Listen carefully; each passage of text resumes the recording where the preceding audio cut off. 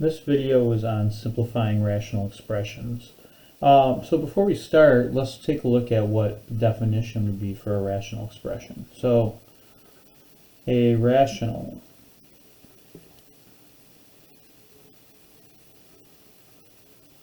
expression,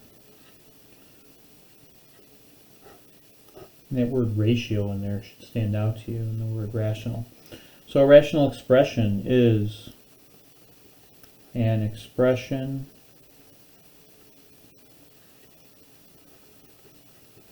of the form P over Q, where P and Q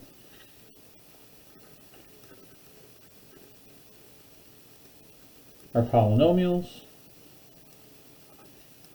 and Q does not equal 0. So you might want to pause this to write this down, but the main thing is that they're fractions. P and Q are polynomials, so they have multiple terms. They could be monomials, they could have single terms in there, and P and Q even could be constants, so they could just be numerical values without any variables. But the key thing here is that they are fractions based on polynomials on the numerator and denominator, and Q cannot be 0 because that would make it undefined, right? So no, the denominator cannot equal 0, right? That's what it really means when I say Q doesn't equal 0. It means the denominator doesn't equal 0. And remember, when a fraction has a 0 denominator, that's what would make it undefined. So we're going to do just a couple examples here where we state where each rational expression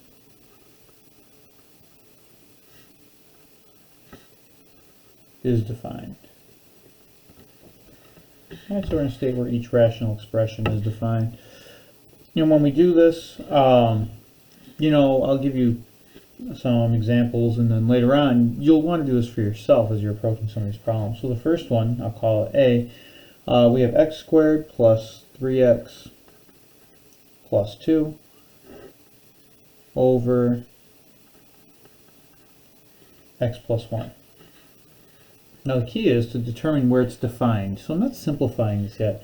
To determine where it's defined, what you really want to think about is, what would make it undefined? Well, what makes it undefined is if the denominator equals 0, right? That's what we talked about. It should be defined everywhere else.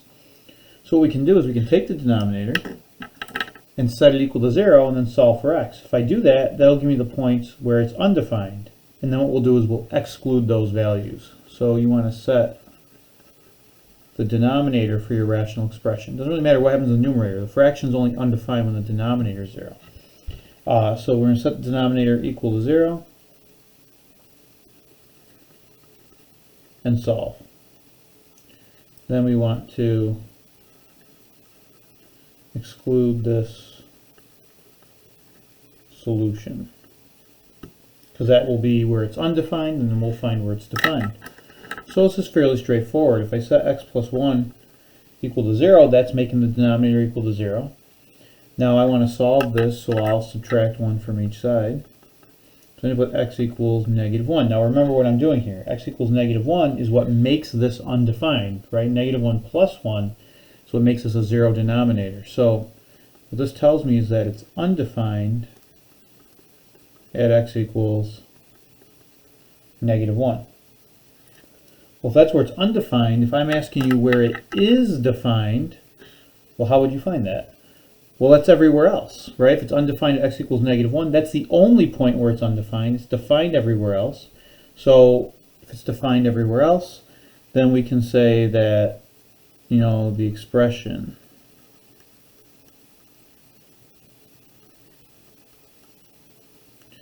is defined for all real x values, or all real, I'll say numbers, but it is for the x values, all real numbers except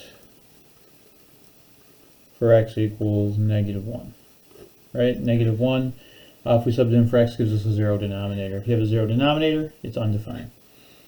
So what are some ways we can write this? Well, what we call this, place where the rational expression is defined, we call this a domain. So it's really the set of good points. It's a set of all real number values that can give you some sort of real number expression out if you substitute them in for x. So one way of saying this domain, right, is x does not equal -1. In other words, all the other values are good except for -1.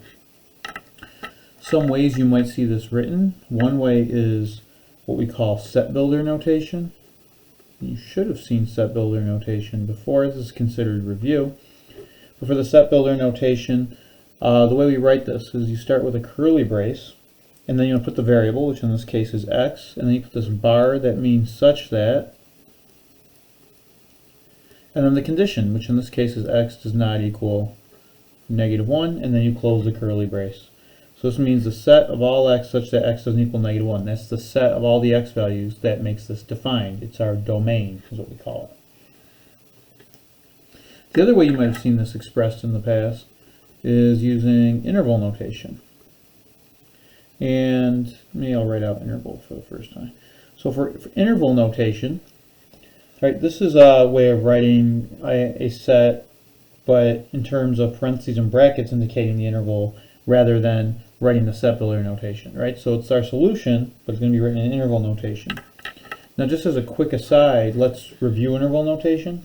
If I said, for example, x is greater than 4, and I asked you to draw me a number line for that, you draw a number line, you're going to put 4 on there, and then you want to put a circle on 4. Now, because it's greater than, but there's no equal to, it means we're not including 4. We want all the x values bigger than 4, but it doesn't include 4, so we want an open circle on 4. X is being greater than 4, meaning I'm going to shade this to the right. And the open circle's here because there's no equal to on here, so we're not including 4. If this said greater than or equal to, then you have a closed circle. Well, how do we write this as an interval? Well, it starts out at 4, not including 4. So you put parenthesis 4, comma, how far out does this go to the right? Well, it goes to infinity, and the side with the infinity on it always has a parenthesis. The side here where the 4 on it, if this was a closed circle, this would be a square bracket rather than a parenthesis. This is considered review, but just making sure that you understand it. We'll look at one more. If I said -3 is less than or equal to x is less than 7, let's draw the number line that goes along with that. It's not a requirement, but sometimes it's helpful to have it. Well, here's -3, here's 7. Remember, number lines always go from lowest to highest, from left to right. And what kind of circle do I need on -3? Well, it's -3 is less than or equal to x, so we need the equal to tells us a closed circle. All right, what kind of circle do I need on 7? Well, the less than without the equal to tells me it's an open circle. And where are the x values? Well, the x values are in between, so we shade these in between here. Right, that's where the solution is. From left to right, how do you write this in interval notation? Well, we're starting at -3. It's a closed circle. If it's a closed circle, you want a bracket. It indicates that -3 is part of the solution. So we want -3, comma, how far out to the right does this go? Well, it goes up to 7. And do we include 7? Well, it's an open circle, so we put a parenthesis. So it means we don't include 7. So the interval notation here goes from -3 to 7, includes -3, does not include 7. So let's go back to the one we were looking at here, our interval notation. For x does not equal -1. Well, that means everything except for -1 is okay. So I'll draw a number line here just so you can look at it. Here's -1. Well, what kind of circle will we use? Well, an open circle because we're not including it. And then all the other values are good. So I can shade this all this way and all this way. So if I want to write this in interval notation, you want to follow this from left to right. Starting from the left, well, how far out does that arrow go to the left? Well, it goes forever. And if we're going forever to the left, that means we're going towards the negative direction, but infinity. So we write this as -infinity. Since infinities never can be attained, we never can reach infinity, we've got to put parenthesis, -infinity. How far does this go to the right?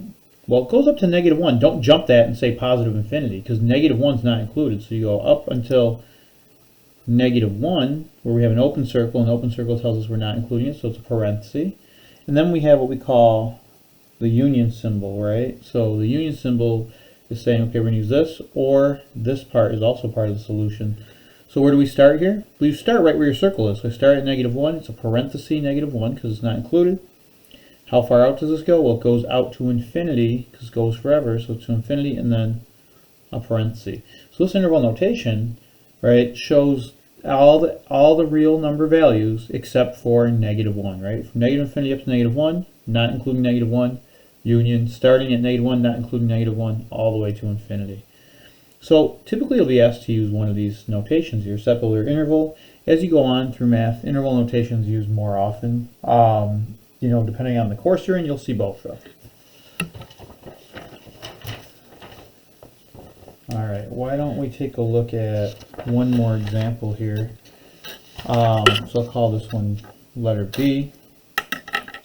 And for this example, we got 3x to the 4th plus 7x minus 9 over 2x squared plus 7x.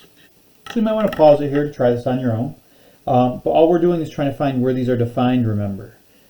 So to find where these are defined, the first thing you want to do is find where it's undefined. So we're going to take the denominator and you set it equal to 0 because this is where it is undefined. So I'm going to take 2x squared plus 7x equals 0. This is more complicated than the first one. You should remember when you're solving something like this, quadratic in form with that 2 up there as the exponent for the highest power you see, you want to try to solve this by factoring. So to solve this by factoring, first thing you want to do is factor out the GCF. So I'm going to factor out a GCF of x. What's left inside? Well, we have 2x plus 7, close those parentheses, equals 0. Remember, it has to be equal to 0 in order to solve by factoring. And then you want to set each factor that contains a variable equal to 0. So don't lose this x. You set x equal to 0, and you're setting 2x plus 7 equal to 0. Now, for x equals 0, it's already solved for, right? You can't change that x equals 0. That's one of the spots where this equals 0. It's one of the places that makes the denominator 0, in other words. That was what makes this undefined. Solving this other one, we're going to subtract 7 from each side to get 2x equals -7, and then divide by 2 to each. So we get x equals -7 halves. So these two values, right, that you find here are where this expression is undefined. If that's where it's undefined, what do you do with these values? Well, we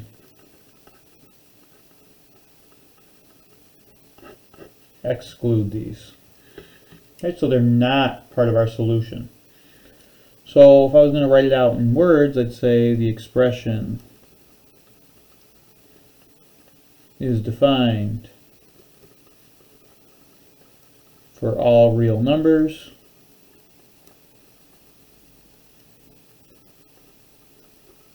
except for x equals 0 and x equals -7 halves. Now, typically we're not going to write it in words. I'm going to ask you to write this in interval notation. But remember, this is our domain is all the good points, right? The parts that make this exist. So when I say, you know, we're excluding these, is because these, if you subbed in 0 here for both of these x's, or if you subbed in -7 halves in for these are what would make this denominator 0. That's what you're getting when you're solving. So our domain is everything except for them, right? So one way to write this domain, you know, x doesn't equal 0, x doesn't equal -7 halves. We can talk about an interval notation. You know, you might want to draw yourself the number line first. So -7 halves and 0, make sure you put them in the correct order. -7 halves is smaller than 0 because it's negative, so -7 halves and 0 both will go on our number line this time. Well, this tells me to exclude them, right? I do not include them, so I'm going to have open circles on both of them. We know they're not part of our solution. But everything else is. There's nothing else in here that would make this undefined. So I know everything to the left of -7 halves, everything between -7 halves and 0, and everything to the right of 0 is part of the solution. Now when I look at this, you know, I want to write this in interval notation. So to write this in interval notation, you start from left to right. So from the left, how far out does this go? Well, it goes out to negative infinity. You put a parenthesis on the side with the infinity always. How far to the right does it go? Well, don't jump these. It goes up to negative 7/2. Do I include negative 7/2? Well, it's an open circle, so no, so it's a parenthesis. And then you need the union. And now make sure you're picking up right from here. So from negative 7/2, how far does it go next? Well, it goes up to 0. So it's parenthesis, not including it, negative 7/2, up until 0. Because everything in between here is still part of our solution. And then union everything to the right of 0, not including 0. So 0 to infinity, parentheses on both sides because you're not including 0. You never can include the side with the infinity. And this would be, you know, where it is defined, the good points, the domain, in other words. So when you're looking at this, you know, be very careful. Sometimes people, when they see this middle part, they skip over it. They say negative infinity, negative 7/2, union, and they just put 0 to infinity, and they forget about this middle part. They especially do that if they don't draw the number line. The number line is not part of the answer, but if you don't draw it, it's likely that you won't show it correctly in your interval notation. So it's important to know where an expression is defined. Now we'll talk about simplifying. So for this next definition, it's similar to how you would simplify a fraction, because it really is a fraction, right? So for this definition, I'll say a rational expression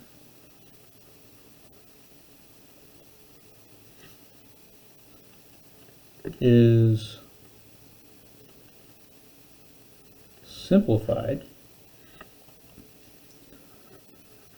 when the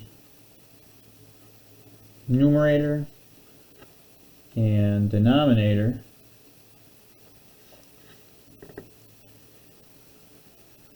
have no common factors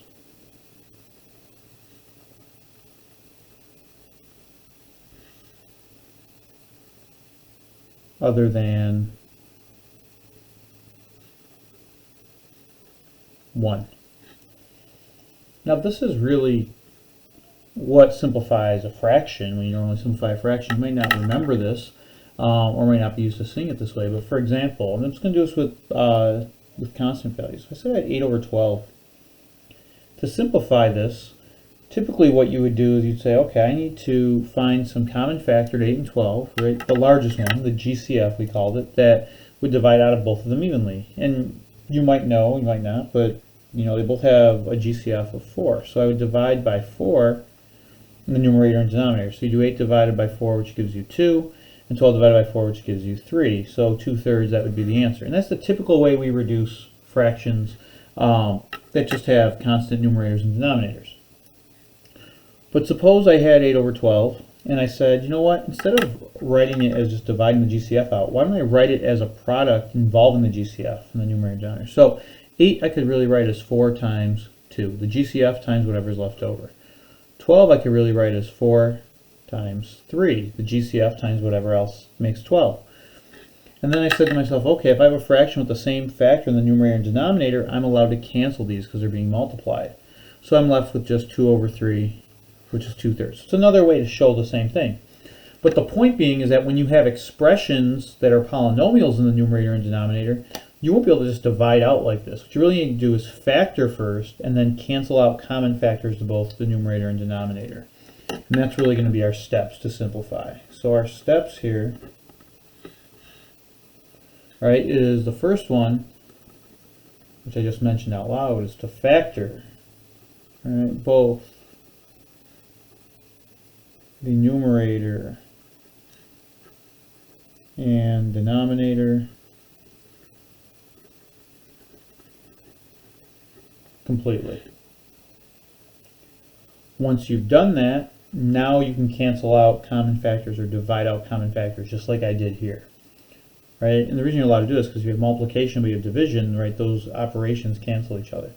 So you want to divide out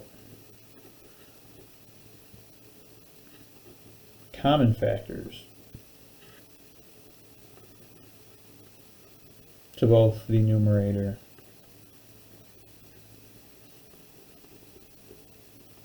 and denominator.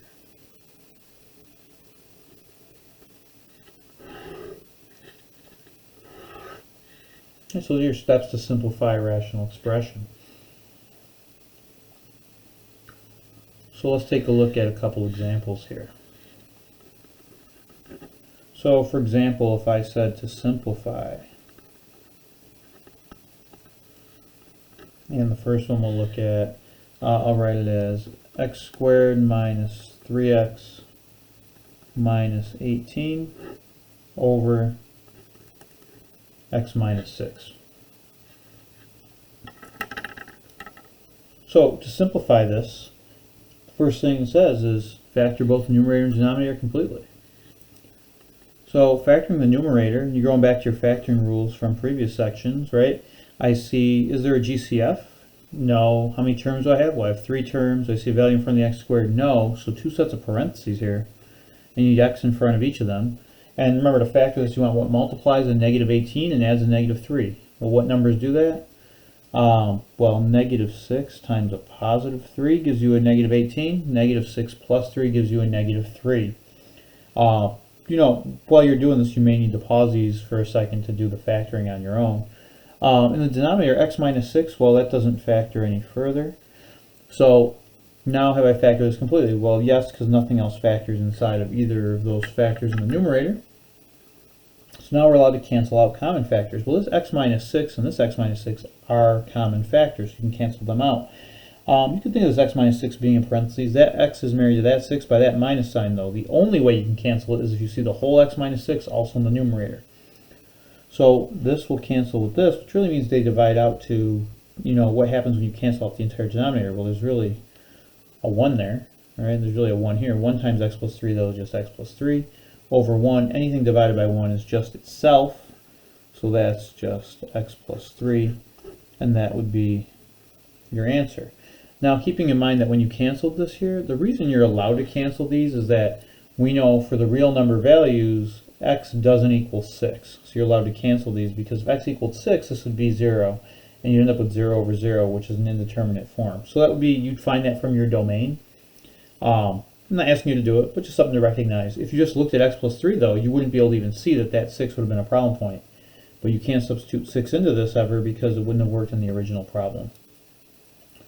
But anyway, so x plus 3, that's the simplified form. All right, so you want to factor everything completely and then cancel out any common factors. Let's take a look at another one here. If I said I had x minus 7 over x squared minus 49, you might want to pause it and try to factor this one on your own and simplify. To simplify this, x minus 7, well, that doesn't factor any further. The GCF there is 1 and nothing else factors out. X squared minus 49, I don't see a GCF other than 1, so there's no GCF to factor out. Then you want to say, how many terms do you have? Well, I have 2 terms. When I have 2 terms, you should think to yourself, either it's the difference of perfect squares or the sum or difference of perfect cubes. It's a difference, so it's subtraction.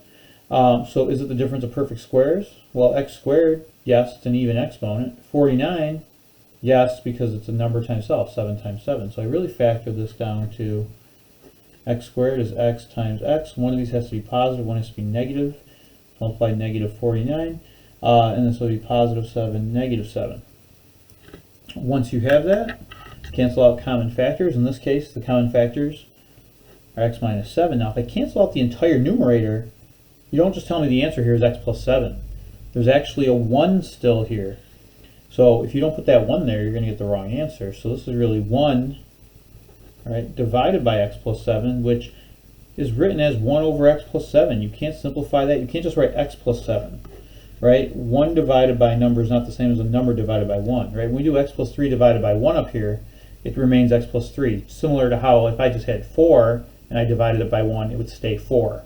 But if I had 1 over 4, I can't call that number 4 as well. Let's take a look at one more like this one, then we'll do an example. So we have x squared minus 3x minus 28 divided by x squared plus x minus 56. So you might want to pause it and try it on your own. When you pause this, all right, make sure that you are factor in completely before you cancel. In other words, you can't cancel the x squared, you can't cancel the x's with each other. It doesn't work like that. It has to be factors, things that are being multiplied together to cancel within division. You can't cancel things that are being added or subtracted. So in the numerator, is there a GCF other than 1? No. How many terms do you see? 3. Do I see a value in front of the x squared? No, nothing other than 1. So x squared gives us x times x. That's how we know it. When numbers that multiply to negative 28 and also add to negative 3. So numbers that do that, well, negative 7 and a positive 4. Negative 7 times 4 is a negative 28. Negative 7 plus 4 is negative 3. In the denominator, there is no GCF other than 1. Count your terms. We have 3 terms. I don't see a value in front of my x squared, so reverse foiling. We know it's x times x from our first step there to get the x squared. And then multiplies to a negative 56 and adds to a positive, what's here? Positive 1. Right? So it's positive 1x. You need the coefficient, so positive 1. So that would be a positive 8 and a negative 7. So x plus 8 and x minus 7. And if this factored further, you'd factor it further. In this case, it doesn't. So then cancel out common factors. X minus 7 cancels with x minus 7 here. So you're left with just x plus 4 over x plus 8, which I can write as x plus 4 over x plus 8. Now the key question here is, can I cancel any of this? Now take a second to make sure you understand. The answer is no, because these aren't like factors, right? They aren't common factors. So if these aren't common factors, you can't cancel them out. Sometimes people try to cancel the x's or cancel the 4 with the 8. You can't do it because the x is married to the 4 by that plus sign. They're stuck together, right? The x is married to the 8 by that plus sign. They're stuck together. The only way you can cancel something like that is if you see the exact same factor in the denominator. So that is it. Don't cancel that. Don't go too far, in other words. Let's take a look at a special case here.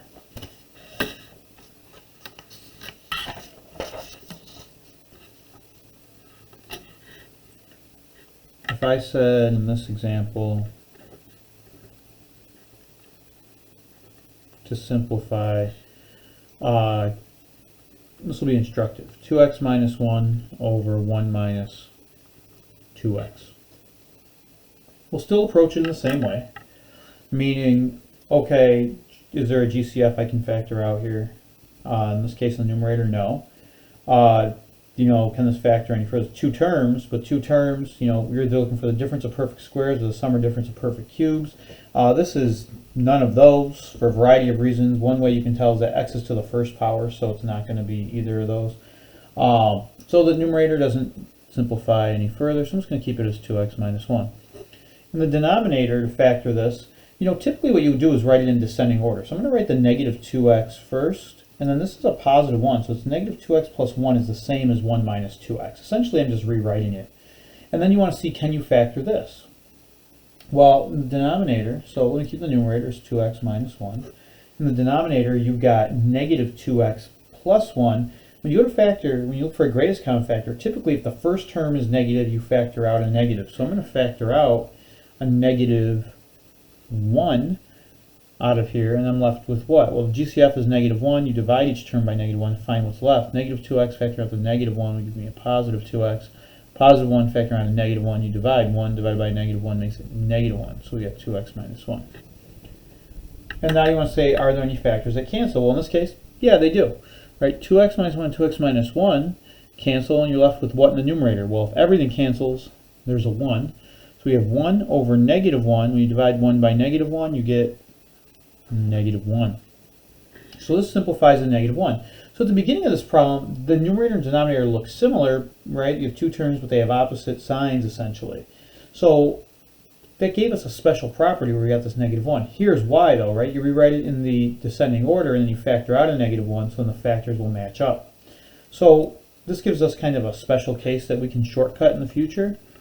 So if I said in general, right, if I have a minus b over b minus a, right, that's equal to, right, this is similar, right, a minus b over b minus a. So it's the same terms but with opposite signs, right, so same 2 terms with opposite signs.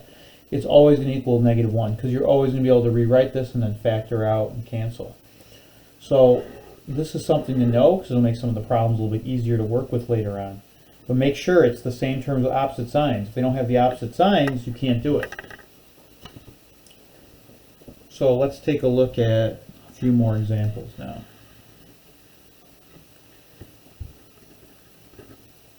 If I said to simplify,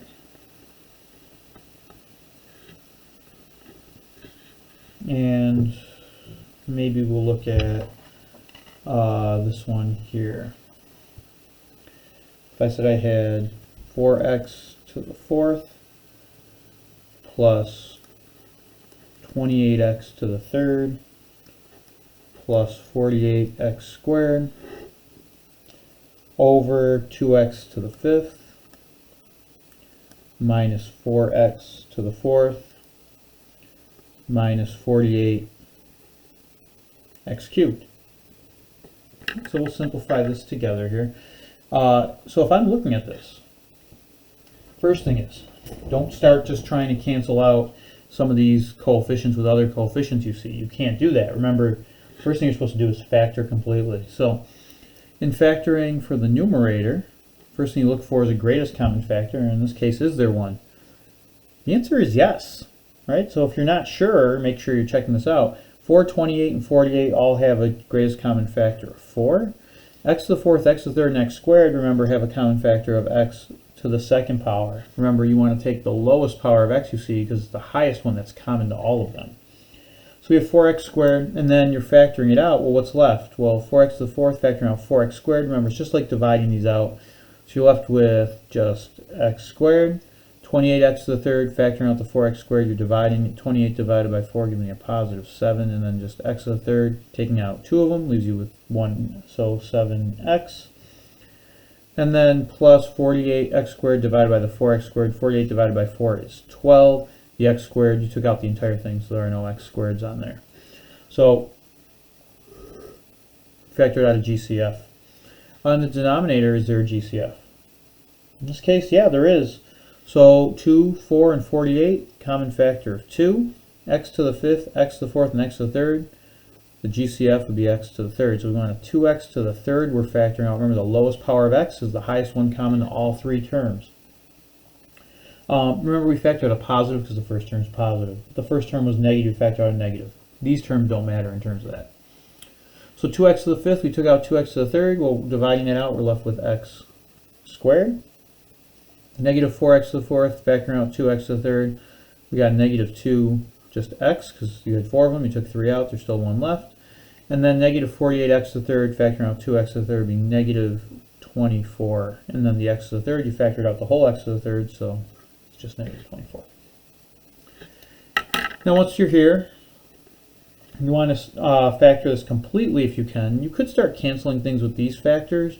I'm going to leave them for now. We'll talk about canceling them in a minute. So we have 4x squared times, now x squared plus 7x plus 12. You count your terms. We have 3. You don't see a value in front of the x squared, so right away, 2 sets of parentheses. X times x multiplies to 12 and adds to 7. Well, numbers that do that are positive 4 and positive 3. On the denominator, I have 2x to the third, and I want to factor the inside of this if possible. I have 3 terms. I don't see a value in front of my x squared, so that means 2 sets of parentheses. X times x gives you the x squared. We want to multiply to a negative 24 and add to a negative 2. Well, what numbers do that? Well, it's going to be a positive 4 times a negative 6. 4 times negative 6 is negative 24. 4 minus 6 does give you a negative 2. Sometimes if you're not sure about the factors in the denominator, think about what the factors are in the numerator, because sometimes, it gives you a hint as to what they might be. Doesn't always work out, but it can be helpful at times. So now we'll cancel out. And remember how you cancel out. You cancel common factors from the numerator and denominator. So what cancels here? The most obvious one to people is usually the x plus 4s. Right? They cancel out. Here, though, the coefficients, 4x squared, this is being multiplied, and the 2x to the third, those are being multiplied. You're allowed to cancel there. So the 4 is a coefficient, and the 4 divided by 2 would give me a 2 over 1, right? Or just 2 if you want to put the 2 in the numerator, right? But you're doing 4 divided by 2 gives you 2, 2 divided by 2 gives you 1, so you took out a common factor of 2 there, or you divided it out. X to the second and x to the third, Well, we can cancel 2 of these with 2 of them down here, so this is just going to be x to the first power now, or just x. And so what am I left with? I'm left with 2 times x plus 3, which I write as 2 times x plus 3. Over in the denominator, I have 1x, which I'll just write as x times x minus 6. And now I'll ask you, does any of this cancel here? The 2 doesn't cancel to 6, because you know that 6 is married to the x by that minus sign. The x plus 3 and the x minus 6, none of that cancels, because again, it's a one whole factor. It has to be the exact same factor to cancel it out, so it has to stay. This x can't get inside of here. Again, it's a different type of factor. You could think of this as x plus 0 if you want. But it doesn't look the same. You can leave it like this in factored form. I don't need you to distribute it through. If you do distribute it through, that's okay. If you wrote this as 2x plus 6 in the numerator over x squared minus 6x in the denominator, that'd be all right. Just keep in mind that if you make an error there, though, you'll still get it wrong. So it's better to leave it in factored form because it'll be more clear. Let's just do a few more. This one here is fairly straightforward. If I said I had 12x squared over 3x plus 9. Well, let's talk about what happens here. First off, you can't just start canceling the 12 with the 3, the 12 with the 9, the x squared with the x. You can't cancel any of that because, right, this is a sum down here. These aren't individual factors. So, first thing you want to do is factor completely. 12x squared, since it's a monomial, you leave this 12x squared. Over the denominator, 3x plus 9, what can you factor from there? Well, first thing is there a GCF? In this case, yes. 3x and 9 have a greatest common factor of 3. When you factor that out, 3x factoring out the 3 gives you x. 9 factoring out the 3 gives you a positive 3. And then you want to check, does x plus 3 factor any further? In this case, the answer is no. X plus 3 has 2 terms. It's not the difference of perfect squares, and it's not the sum or difference of perfect cubes, so that's all you can do. So then you should think, okay, what cancels here? Well, 3 times the x plus 3, now it's a product, so that 3 can be used to cancel that one that's out in front, because it's a coefficient now. And the 12 divided by the 3, right, 12 divided by 3 gives you 4, 3 divided by 3 makes that a 1. So you're really left with 4x squared over 1 times x plus 3, which is just x plus 3. I can drop the parentheses because I'm not really multiplying anything to it. 1 times anything is just itself. And now, can I cancel the x squared and the x there? Well, the answer is no, right? Because this is 4x squared is only one term. X plus 3 is its own factor. You wouldn't be able to cancel any of that unless it was a product. And then we'll just look at just a couple more.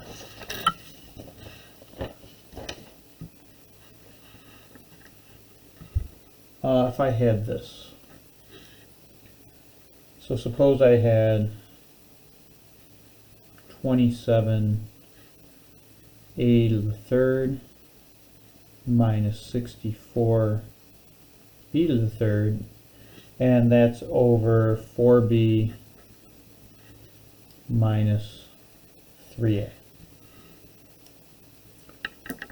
So if I wanted to factor this, right, the first thing I want to do is, look at this numerator and try to factor it completely. So first thing I'm looking for is a GCF. Is there a greatest common factor between 27a to the third and 64b to the third? Well, when you're looking at it, 27 and 64 don't have any common factors other than 1, so you can't take anything from there. A and b are different variables, you can't take anything from there. So there's no GCF here. So the next thing you want to do is count the number of terms. We have 2. When you have 2 terms, you should check to see, is this the difference of perfect squares? The answer here is, yeah, it is. Well, actually, no, it's not. It's the difference of perfect cubes, right? It's not the difference of perfect squares. 27 is not a perfect square. The exponents are odd, so you know those aren't perfect squares. So is this the difference of perfect cubes, right? Because it's subtraction, it's a difference. These are perfect cubes. So it's the difference of perfect cubes. 27a to the third, you want to rewrite as what's 27 as something as a perfect cube? Well, it's 3 to the third gives me 27. A to the third is just a, so 3a, that quantity to the third, right, is really what your first term can be rewritten as. Minus here, 64b to the third, remember this is the difference of perfect cubes. 4 to the third is what gives you 64. Make sure you don't put 8 in there, right, because it's the third power, so it's perfect cube. So 4 to the third gives you 64, b to the third, b, so this is 4b, the quantity to the third. Now remember, you can't start canceling with the denominators at all until they're factored. So how do you factor this difference of cubes? To factor the difference of cubes, remember there is a formula for this. You take what we call a minus b, the base minus the base. So in parentheses, 3a minus 4b. And then in your second set of parentheses, you're going to have three terms. The first one is whatever this was being raised to the third power. We're going to take that and square it, right? We have one of them here. We need to square it to get the whole amount. So we need 3a, the quantity squared. Remember how the signs worked. It was always the same and then the opposite. So if I started with minus, which was the same, then the next one should be plus. And then we wanted a times b, or the base times the base. So 3a times 4b. And then remember how it works. Same, opposite, then always plus. That's what we called SOAP, right? So same, opposite, always positive. So this will be plus. And now you want b squared, or whatever the last term was, squared. So this would be 4b squared there, because you need three of them total. You have one there. That gives you two more of them. This is all over. 4b minus 3a, I'll leave as that for now. 4b minus 3a doesn't have a GCF other than 1. There's nothing really to factor out of there. So let's simplify the inside of this. We have 3a minus 4b times here in parentheses 3a quantity squared. Make sure you square the 3. A lot of people leave these parentheses off, which changes what happens. 3 squared is 9, so it's 9a squared plus 3a times 4b. 3 times 4 is 12. A times b is just written as ab. Plus here 4 squared. Remember, this whole 4b is squared, so make sure you square the 4 and the b. 4 squared is 16. B to the second power is just b to the second. And then this is all over 4b minus 3a. Now, does any of this cancel? The denominator doesn't factor any further. You could rewrite it with the a term come first, but if you notice, you have 3a minus 4b and 4b minus 3a. This goes back to our rule from the previous page. Remember this rule here where we said in general, if we have a minus b over b minus a, if the terms are the same but with opposite signs, we can cancel those out to a -1. So 3a minus 4b over 4b minus 3a, these will cancel, and they cancel to a -1. When I say they cancel to a -1, only one of them will get a negative sign, either the numerator or the denominator, not both, because if you put a negative here and a negative here, that would cause it to be a positive, right? A negative divided by a negative would make it a positive. So I usually put it in the 1 in the numerator, so we have -1 over 1, which anything divided by 1 is just itself, so I'm left really with -1 times 9a squared plus 12ab plus 16b squared. And because this is just a -1, I distribute it through as the coefficient, so we get -1 times 9a squared is -9a squared. A negative times a positive makes this a -12ab, and a -1 times a positive 16b squared makes this -16b squared.